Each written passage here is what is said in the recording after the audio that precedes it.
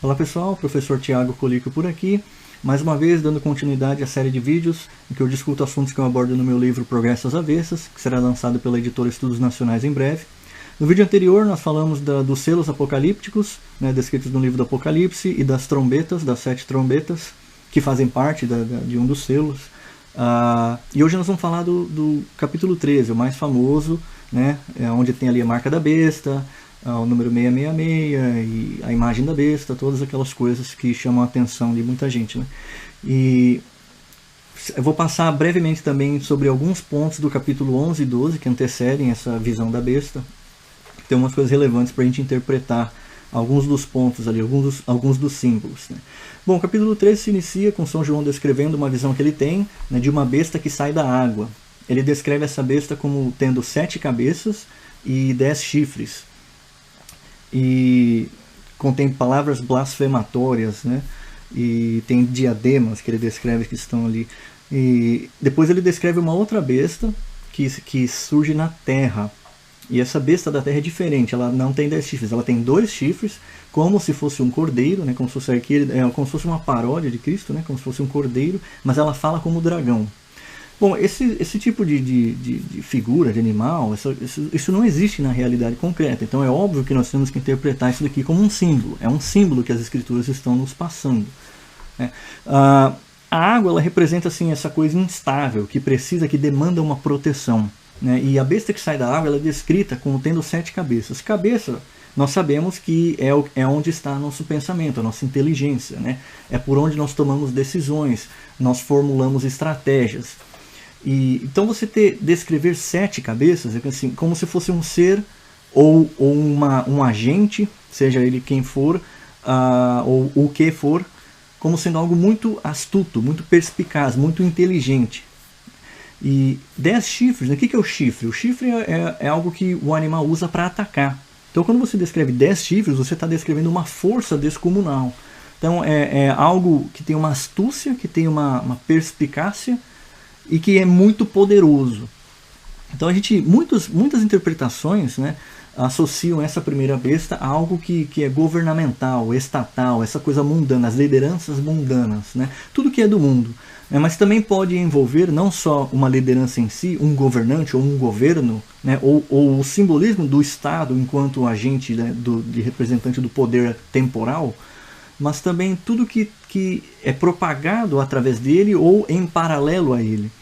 Todas as correntes filosóficas, ideologias e toda essa mentalidade revolucionária, tudo isso daí pode ser interpretado como essas forças do mundo. E quanto à besta da terra, se você vê o simbolismo do Antigo Testamento, o povo judeu é o único que teve uma terra prometida a ele. Então essa ideia de vir da terra conota que você está se remetendo a Israel. Então quem que é a nova Israel? É a igreja. Então quando você tem uma besta que vem da terra, ela simboliza um falso profeta. Por quê? Porque ele é um cordeiro, então parece um cordeiro, mas fala como um dragão. Então na verdade se apresenta como um profeta, mas é falso. É um falso profeta. Pode ser interpretado tanto como uma pessoa, ou um falso profeta, um ser que age como se fosse o novo Messias, ou o representante do novo Messias, do verdadeiro Messias, mas na verdade é falso, um falso profeta. Ou pode ser forças, assim como você pode interpretar a besta da água como uma força mundana, você pode interpretar essa besta da terra como uma força, falsas religiões, ou um conjunto de falsos profetas, de heresias que vêm para enganar as pessoas, para induzi-las ao erro, a se afastar de Deus, e a adorar algo que não é de Deus, a adorar o mundo. Nesse caso a besta da terra, ela vai ter o poder de fazer prodígios que vão encantar as pessoas, e ela vai exigir das pessoas que o mundo inteiro, essas bestas terão poder sobre o mundo inteiro.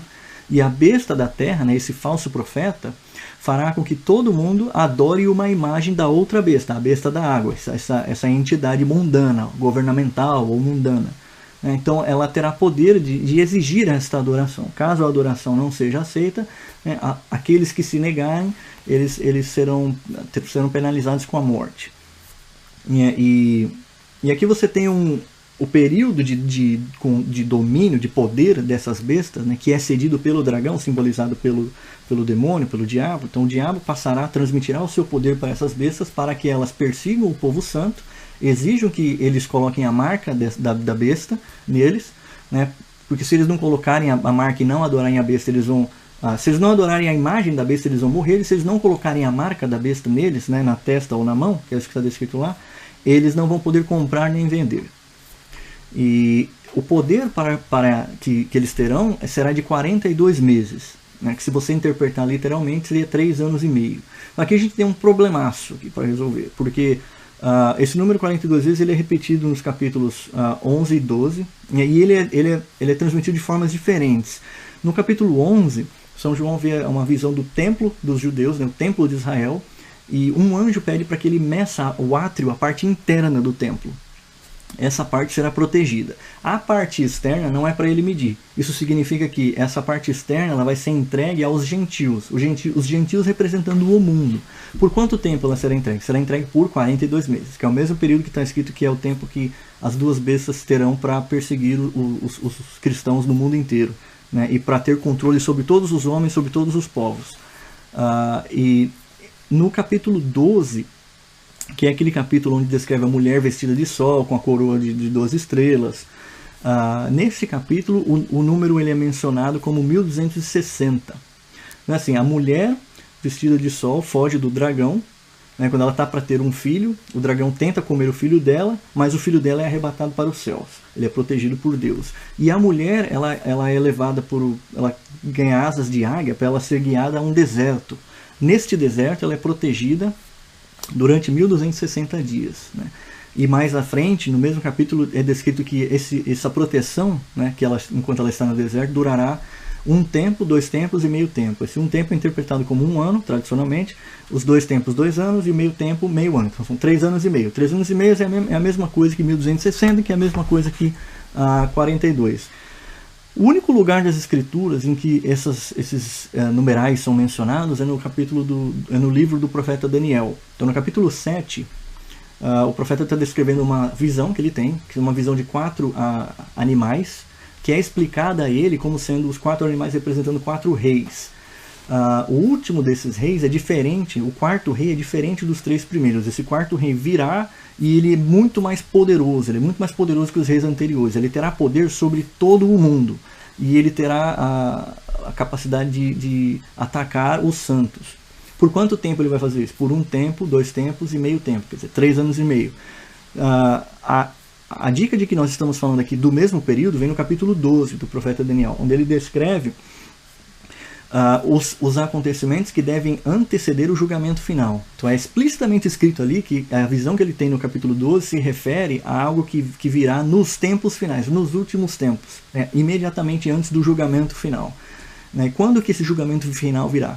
Após completarem-se 1 tempo, 2 tempos e meio tempo, quer dizer, 3 anos e meio novamente. Então aqui é assim, você tem 42, 1260, 1 tempo, 2 tempos e meio tempo. Né? Todos se referem ao período de 3 anos e meio. E aqui que está a confusão. Né? Porque você pode interpretar esses 3 anos e meio de forma literal, ou você pode interpretar de forma simbólica. Não necessariamente são 3 anos e meio na escala temporal, né? Em 1260 dias. Mas pode ser um tempo indeterminado, que a gente não sabe exatamente qual é, em que todos esses acontecimentos, né, a mulher vai estar sendo protegida no deserto, o mundo estará humilhando a igreja, né, a parte dos hereges, dos apóstatas, dos que não acreditam na igreja, eles vão estar sendo instrumentalizados para atacar a igreja, para humilhar a igreja. E neste mesmo período, a besta da terra e da água terão poder, né, para controlar os homens do mundo todo, a ponto de fazer esses homens adorarem a imagem da besta. Então, se você interpretar isso aqui de forma simbólica, né, tem também que interpretar essa imagem da mulher. Né? A mulher vestida de sol, com com a coroa de 12 estrelas, ela é facilmente interpretada como Nossa Senhora, como Maria. Né? O simbolismo se encaixa perfeitamente, que seria a mesma mulher do Gênesis, né, que pisa na cabeça da serpente. Será colocada a inimizade entre a descendência dela e a descendência da serpente, entre os filhos de Deus e os filhos do mundo, né? Os filhos de Satanás, da perdição. Isso claramente existe ao longo da história, né? E a partir do momento que Cristo ascendeu, né, a perseguição à igreja se iniciou. Perseguição por quem? Pelo mundo. Né? Então é o mundo contra a descendência do mundo contra a descendência da mulher. Então é facilmente interpretado aqui, porque tem várias aparições marianas e revelações privadas de místicos e santos que também corroboram com essa interpretação. Tem uma visão da Maria Ágreda, que descreve aquele capítulo 12 do Apocalipse, teria sido uma visão que Deus apresentou aos anjos antes da criação do mundo, antes de Adão e Eva, antes da tentação no Jardim do Éden, onde Deus previa já o plano dele, caso a humanidade caísse, porque ele daria o livre-arbítrio. A humanidade sabe que a humanidade podia cair no pecado.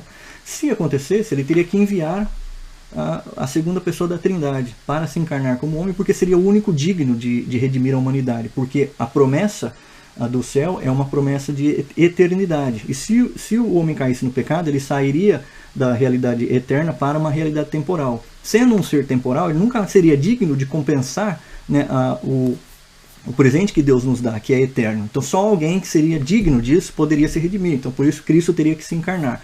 Então a visão da mulher tendo um filho e o diabo tentando comer o filho, né, foi apresentada aos anjos, né, e Deus teria perguntado a eles: se a segunda pessoa da Trindade, se encarnasse e virasse homem, né, tivesse então, portanto, uma humanidade, uma divindade e uma humanidade, vocês aceitariam servi-lo? Ele poderia ser o seu rei? Então, São Miguel Arcanjo, São Gabriel, São Rafael e os demais anjos aceitaram, e Lúcifer não aceitou. Esse teria sido a queda de Lúcifer, né, o pecado do orgulho dele. Então nesta visão, nessa revelação privada, então a mulher vestida de sol do Apocalipse seria Maria, Nossa Senhora. E nas mensagens do Padre Gobi, Padre Stefano Gobi, há várias mensagens que Nossa Senhora se revela como a mulher vestida de sol.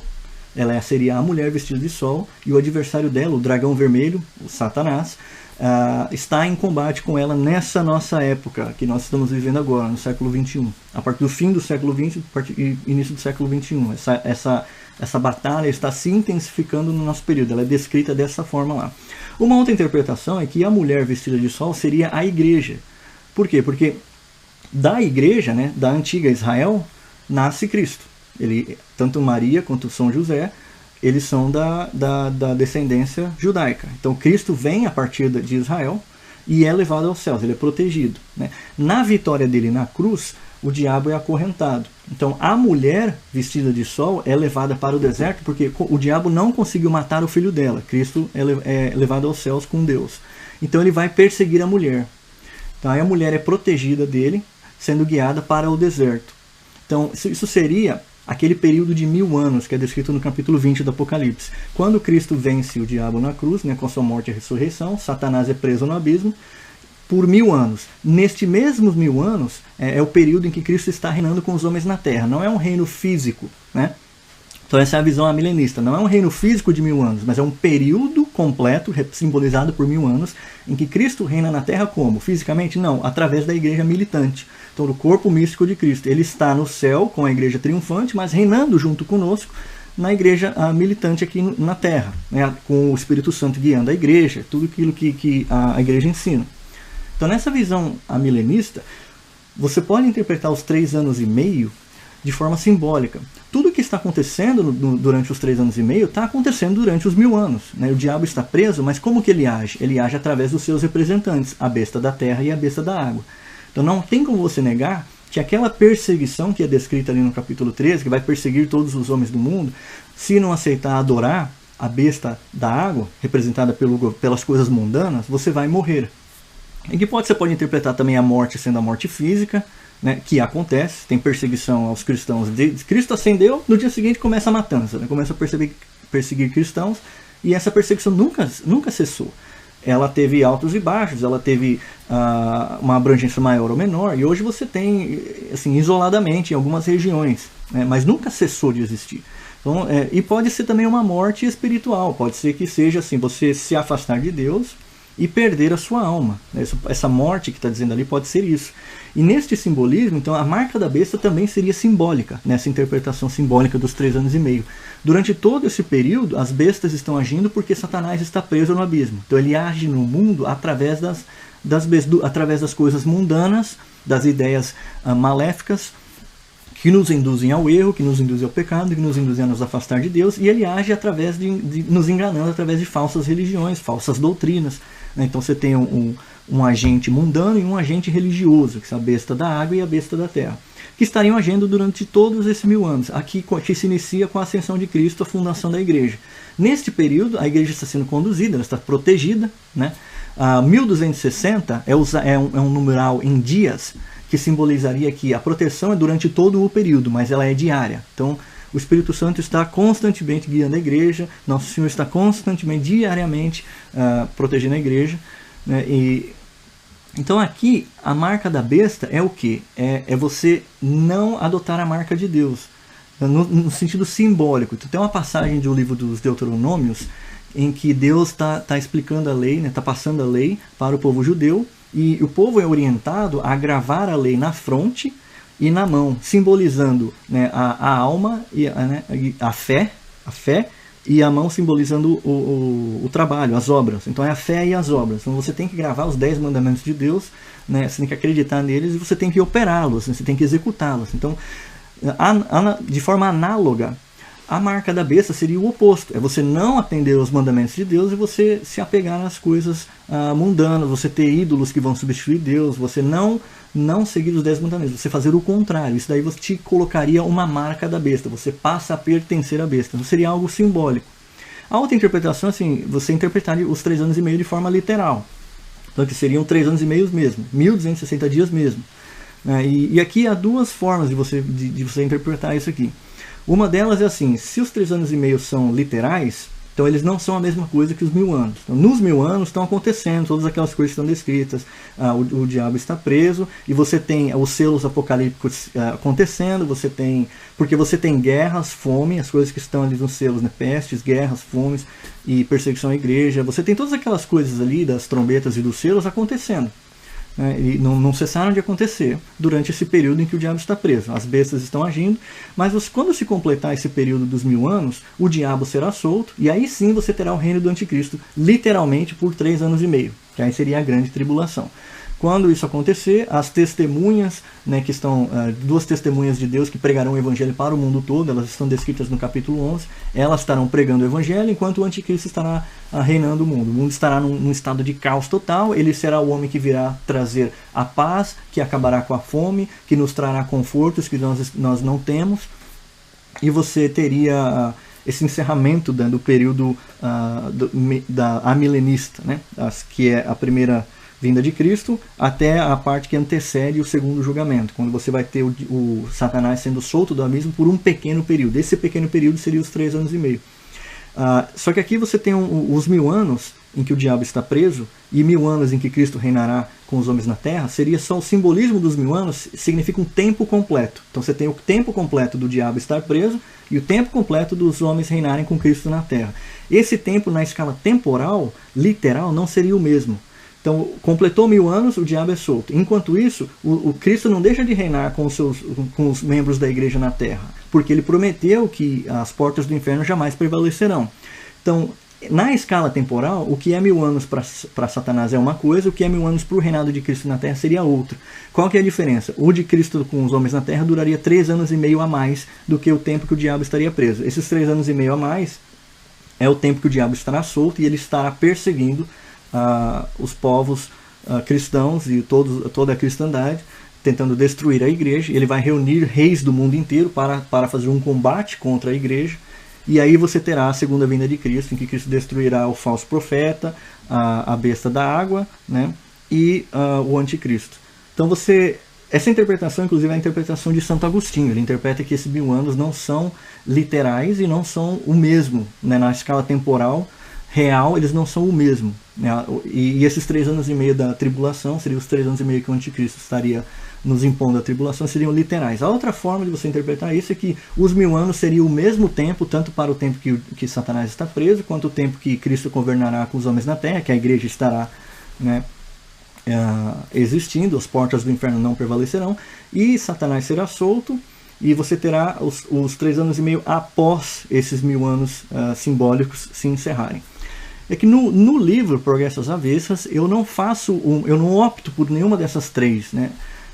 Por quê? Porque vocês verem, nem os homens mais inteligentes que passaram nessa terra, grandes doutores da igreja, não chegaram a uma conclusão sobre isso. A igreja não tem uma posição oficial sobre isso.